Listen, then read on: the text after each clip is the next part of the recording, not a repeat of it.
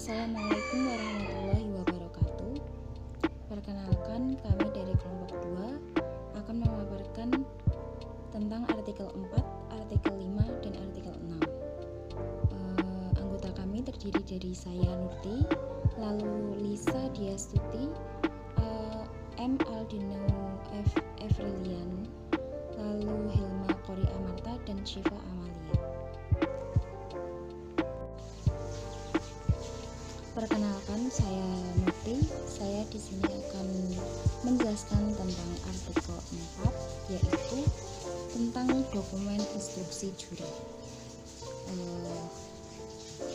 Pembahasan yang pertama yaitu tentang dokumen legal, yaitu dokumen instruksi juri atau arahan kepada juri dalam sistem peradilan Amerika Serikat.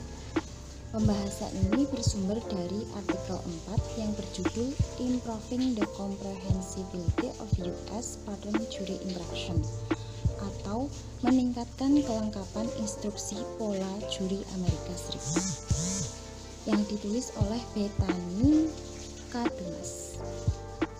Artikel tersebut menguraikan proses ahli bahasa yang dapat membantu organisasi hukum seperti Asosiasi Pengacara Amerika Serikat untuk meningkatkan kelengkapan dokumen instruksi juri.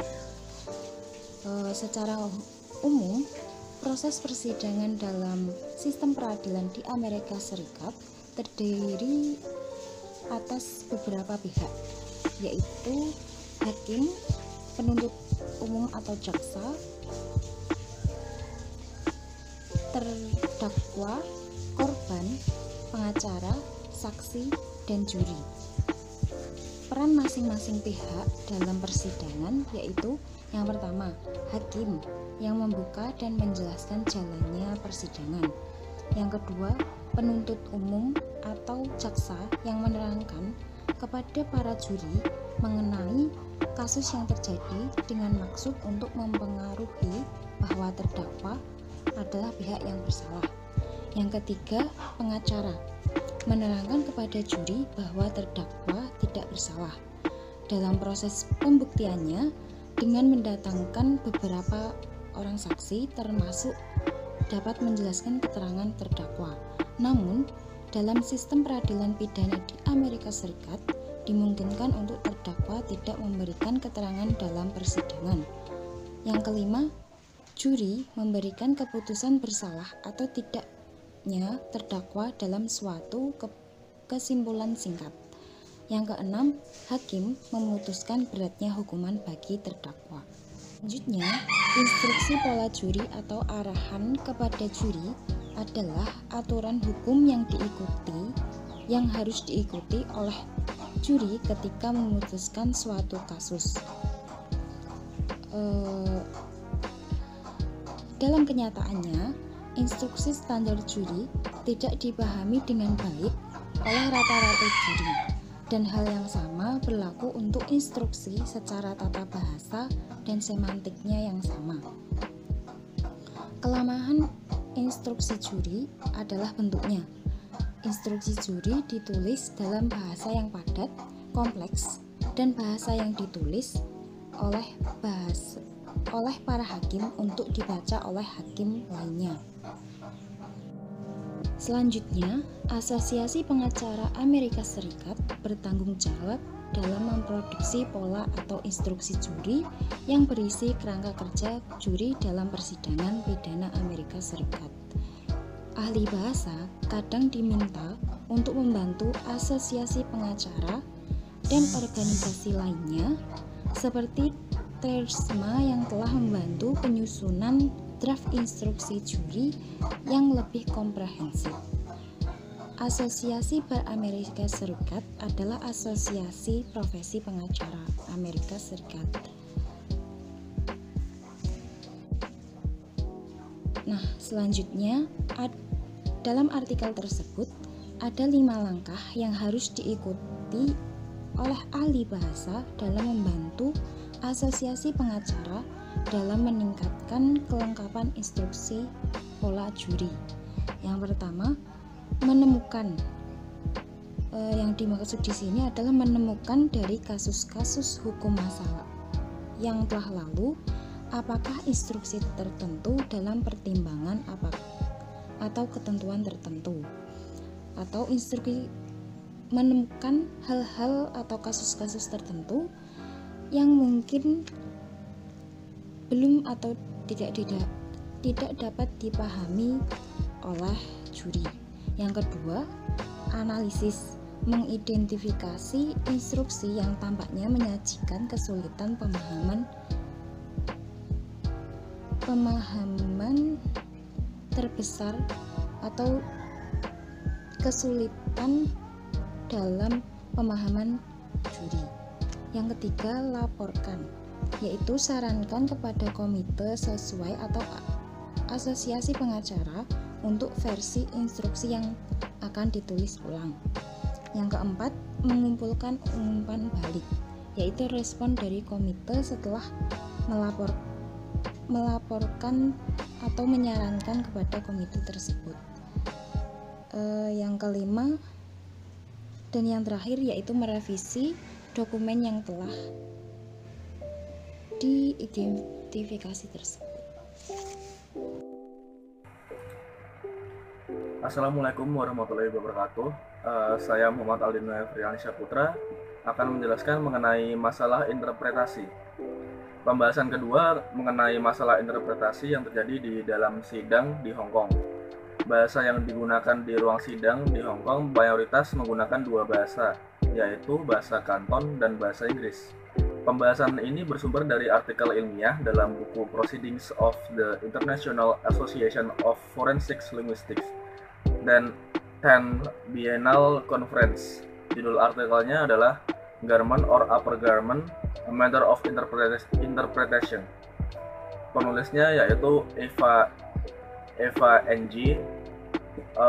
Kemudian artikel ini berfokus pada kasus pemerkosaan di Pengadilan Tinggi Hong Kong dan bertujuan untuk mengilustrasikan masalah polisemi dalam persidangan yang dimediasi oleh juru bahasa yang dilakukan dalam bahasa Inggris. Dalam proses persidangan terdapat kata polisemi sehingga penafsir hanya akan mengendalikan konteks untuk kata-kata polis yang membingungkan. Data dan tujuan penelitian. Dalam data dan tujuan penelitian, yaitu artikel ini berfokus pada kasus pemerkosaan di Pengadilan Tinggi Hong Kong dan bertujuan untuk mengilustrasikan masalah polisemi dalam persidangan yang dimediasi oleh juru bahasa yang dilakukan dalam bahasa Inggris. Dalam kasus yang sedang dibahas, baik jaksa, penuntut umum, dan penasihat pertahanan menggunakan dua bahasa dalam bahasa Inggris dan bahasa Kanton, tetapi hakim hanya berbicara dalam bahasa Inggris. Sekian dari saya. Wassalamualaikum warahmatullahi wabarakatuh. Assalamualaikum warahmatullahi wabarakatuh. Perkenalkan, nama saya Hilma Chori Amarta, NIM 211417038. Di sini saya akan melanjutkan presentasi dari artikel yang kedua, yaitu hasil analisis dari artikel berjudul Garment or Upper Garment, a Matter of Interpretation, atau jika diterjemahkan ke dalam bahasa Indonesia menjadi pakaian atau pakaian atas, sebuah masalah interpretasi yang ditulis oleh Eva Ng. Dari hasil analisis artikel tersebut, yang menjadi masalah timbulnya interpretasi adalah kata sam yang dalam bahasa Kanton atau san dalam bahasa Mandarin yang merupakan bentuk polisemi atau bentuk bahasa yang memiliki makna lebih dari satu. Dalam Kamus Baru Cina, kata tersebut memiliki dua arti. Yang pertama, yaitu pakaian atas, lalu yang kedua, referensi umum untuk pakaian. Dengan kata lain, sam dapat menjadi istilah umum untuk merujuk pada pakaian dan lebih spesifik lagi digunakan untuk merujuk pada sepotong pakaian yang dikenakan pada bagian atas tubuh seseorang. Sebut saja seperti kemeja, blus, kaos, atau jaket. Lalu, dalam kasus pemerkosaan di ruang sidang Hong Kong kata sam yang menjadi masalah interpretasi telah diterjemahkan dan diputuskan untuk dipahami dalam arti yang kedua, yaitu pakaian atas. Kasus ini bermula ketika korban, yaitu Miss M, diperkosa oleh terdakwa di rumahnya. Miss M, yang merupakan seorang lesbian, berpacaran dan tinggal lebih dari setahun bersama dengan saudara perempuan terdakwa yang kemudian diduga pemerkosaan itu terjadi. Pada hari kejadian, hubungan Miss M dengan saudara perempuan terdakwa telah putus, sehingga Miss M memutuskan untuk pindah dari rumah. Lalu ketika Miss M kembali untuk mengemasi barang-barangnya, tidak ada seorang pun di rumah kecuali terdakwa. Menurut Miss M dan bukti dari terdakwa sendiri, terdapat terdakwa hanya mengenakan celana pendek sebelum melakukan hubungan seksual tanpa pakaian atas di bagian atas tubuhnya. Miss M diperkosa ketika dia berbaring di ranjang tempat tidur untuk tidur setelah selesai mengepak barang-barangnya, dan dia tidak bisa menahan terdakwa karena dia merasa lebih lemah daripada terdakwa. Setelah kejadian itu, Miss M tidak segera melapor ke polisi, namun dia bercerita kepada teman-temannya karena dia bingung. Lalu akhirnya dia memutuskan untuk melaporkan kejadian tersebut ke kepolisian. Terdakwa dalam kesaksiannya tidak membantah telah berhubungan seks dengan Miss M, tetapi menuduh bahwa hubungan seksual itu berdasarkan kesepakatan dua belah pihak, bukan pemerkosaan. Dia memilih untuk bersaksi di dalam kotak saksi dan menjelaskan dalam bukti bagaimana Miss M menarik samnya ketika dia berdiri di tangga tempat tidur, yang dia artikan sebagai undangan baginya untuk naik ke tempat tidur dan berhubungan seks dengan Miss M, bukan pemerkosaan. Namun dalam kesaksian pada pemeriksaan terdakwa mengatakan pada saat yang sama dia si E sedikit menekuk lengan kirinya untuk menarik pakaian saya atau pakaian atas saya. Nah, di sini terdakwa mengatakan kata ginsam. Perhatikan bahwa kuantifier kin yang digunakan sebelum kata sam oleh terdakwa yang tampaknya menyarankan arti kata yang lebih spesifik, yaitu pakaian atas, bukan pakaian. Namun, pilihan penerjemah atas kata tersebut diartikan sebagai garment atau pakaian, yang dalam interpretasinya tampaknya merupakan keputusan yang telah ditetapkan dalam kesaksian Miss M dan terdakwa sebelumnya bahwa terdakwa tidak mengenakan pakaian atas sepanjang insiden. Namun kemudian penggunaan kata kin sam dengan kuantifier kin oleh terdakwa tampaknya mengejutkan penerjemah. Lalu sebagai gantinya, jaksa penuntut memilih untuk mempertanyakan kredibilitas kesaksian terdakwa dalam pemeriksaan silang terhadapnya dengan menunjukkan kontradiksi dalam bukti-buktinya apakah benar terdakwa mengenakan pakaian atau pakaian atas. Lalu, jaksa mengkonfirmasi bahwa terdakwa tidak mengenakan pakaian atas. Jaksa lalu melanjutkan untuk menyarankan bahwa tidak ada penarikan oleh Miss M atau ajakan untuk ke tempat tidur seperti yang dituduhkan oleh terdakwa dan menuduh terdakwa membuat cerita yang menguntungkannya. Tantangan jaksa penuntut atas bukti terdakwa sekarang mengharuskan peninjauan kembali oleh catatan hakim asing. Hakim yang monolingual dalam konteks ini hanya dapat mengikuti kesaksian berdasarkan interpretasi dari penerjemah, karena hakim hanya bisa menggunakan bahasa Inggris. Karena penerjemah telah menjadikan sam sebagai pakaian, bukan pakaian atas, catatannya tidak menunjukkan ketidakkonsistenan dalam kesaksian terdakwa. Lalu, jaksa menunjukkan bahwa kata pakaian adalah terjemahan dari penerjemah, sedangkan kata dari mulut terdakwa adalah sam yang dia pahami sebagai bilingual yang berarti pakaian atas. Sekarang, tiba saatnya bagi penerjemah untuk dihadapkan dengan tuduhan salah tafsir yang pasti menempatkannya dalam posisi dilema, yaitu mengadopsi saran dari jaksa yang berarti sama dengan pengakuan kesalahan interpretasi yang dapat menyebabkannya kehilangan muka, atau tetap bersikeras dengan interpretasi sebelumnya yang pastinya akan memicu diskusi lebih lanjut dan kemungkinan besar akan menarik kritik atau bahkan permusuhan dari jaksa. Di Tidak ada yang menjadi jalan keluar yang mudah bagi penerjemah, namun bagaimanapun keputusan tetap harus dibuat. Dalam hal ini, karena hakim tidak berbicara bahasa Kanton, ia tidak dapat bertindak sebagai wasit dan oleh karena itu harus menyerahkan masalah tersebut sepenuhnya di tangan penerjemah. Pada akhirnya, keputusan penerjemah yaitu untuk mengadopsi saran dari jaksa. Sekarang, setelah berhasil menetapkan bahwa Sam disamakan dengan pakaian atas, jaksa kemudian menuntut kepada terdakwa bahwa ia tidak mengenakan pakaian atas apapun pada saat kejadian dan tidak ada penarikan oleh korban serta dengan undangan untuk naik ke tempat tidur dan kesaksian terdakwa adalah cerita yang diciptakan oleh terdakwa. Jadi, kesimpulan yang didapat dari hasil sidang di ruang Hongkong tersebut diputuskan bahwa terdakwa telah membuat cerita palsu. Demikian hasil dari analisis artikel Garment or Upper Garment, A Matter of Interpretation yang ditulis oleh Eva NG mengenai masalah interpretasi di ruang sidang Hong Kong.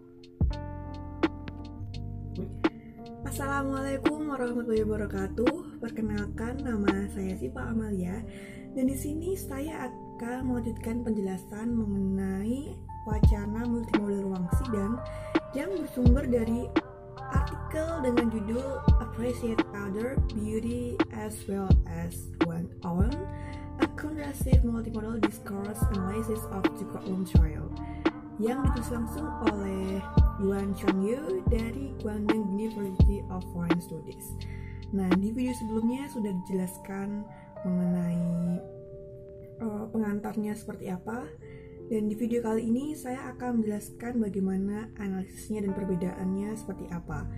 Untuk lebih lengkapnya akan dibahas di makalah yang sudah disajikan oleh kelompok kami.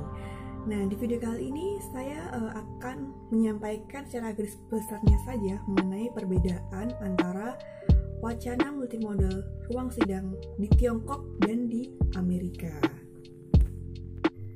Berdasarkan artikel yang kami analisis, terdapat 3 perbedaan yang mendasar antara ruang sidang Cina dan Amerika. Perbedaan yang pertama, aktor-aktor hukum Amerika menggunakan banyak gerakan seperti telapak tangan, kepalan tangan untuk melengkapi fakta-fakta dan pendapat konkret jaksa dan pengacara. Sedangkan di Tiongkok sendiri, gestur kurang dimanfaatkan sebagai ekspresi makna. Perbedaan yang kedua, secara interpersonal, para aktor hukum Amerika secara retoris menekankan pada kualitas bicara dan menekankan pada tonik-tonik yang mempunyai arti penting, variasi nada dan panjang untuk menyampaikan dan memunculkan berbagai perasaan baik pada penutur itu sendiri. Sebaliknya, para aktor hukum Tiongkok jarang mengubah nada-nada pidato, namun mereka menggunakan tatapan dan gerakan tatapan mereka untuk menyampaikan pendirian tertentu. Dan perbedaan yang ketiga, perbedaan terletak pada bahwa orang Amerika menggunakan gerakan tubuh, sementara orang Cina menggunakan tatapan untuk menemani informasi pidato mereka. Nah, kemudian hal-hal yang membedakan antara aktor hukum Amerika dengan Tiongkok dalam membuat makna oleh sumber daya multimodal adalah perbedaan budaya, baik dalam budaya nasional maupun budaya hukum. Sehubung dengan budaya nasional, orang-orang Cina dianggap lebih pendiam atau terkendali. Karena itu mereka cenderung menghindari menyalahkan orang lain dan menahan diri dari konfrontasi terbuka.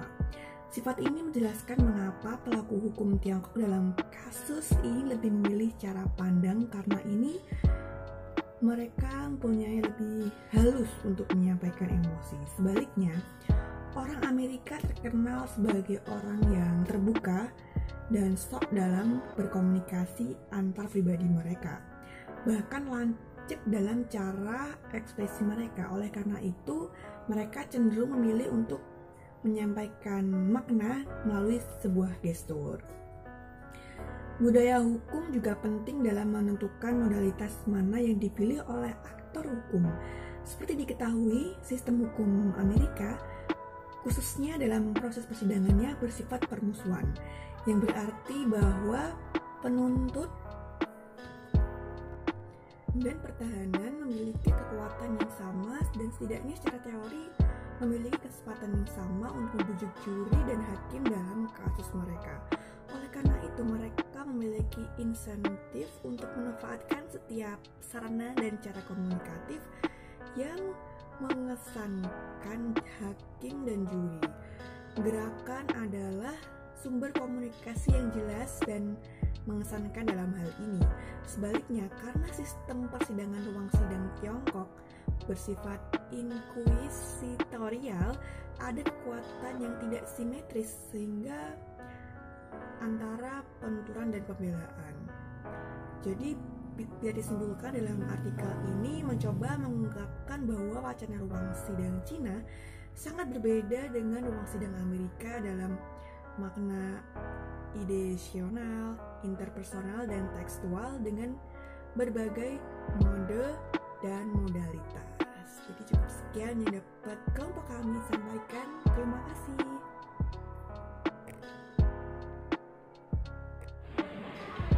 Sebelumnya, perkenalkan saya Lisa Diastuti yang akan menjelaskan materi yang ketiga, yakni mengenai wacana multimodal ruang sidang.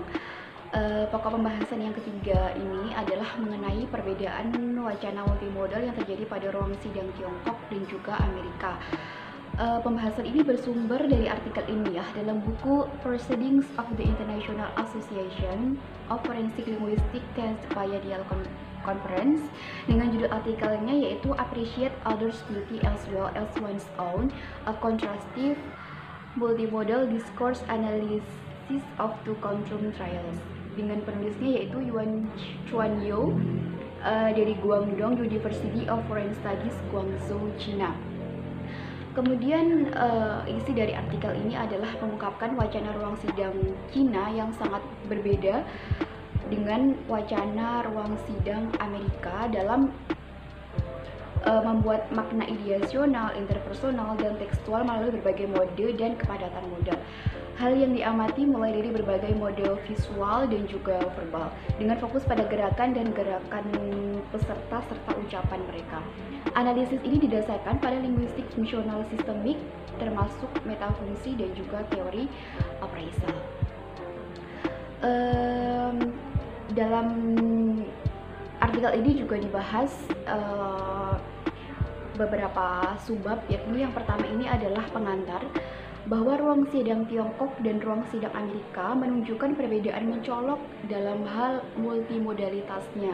Peserta ruang sidang Tiongkok termasuk hakim, kejaksaan, terdakwa, dan pengacara pembela sangat bergantung sekali pada bahasa, baik melalui dokumen tertulis yang diserahkan atau dokumen yang dibacakan dengan suara keras untuk menyampaikan informasi dan membangun berarti.